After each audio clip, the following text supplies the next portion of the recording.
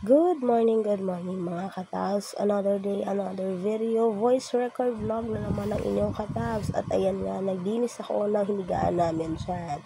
And after that, pumunta ako sa muntikong lababo para maghugas ng pinaggamitan dyan.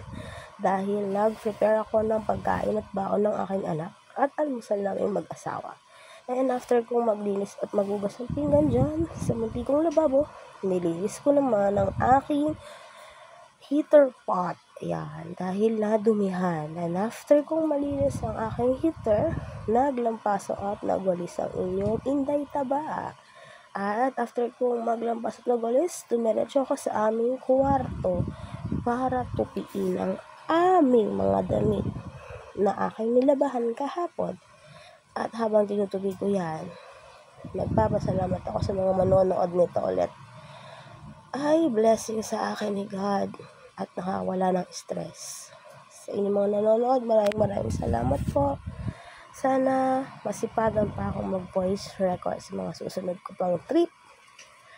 Thanks for watching, guys. I hope this Friday is yours.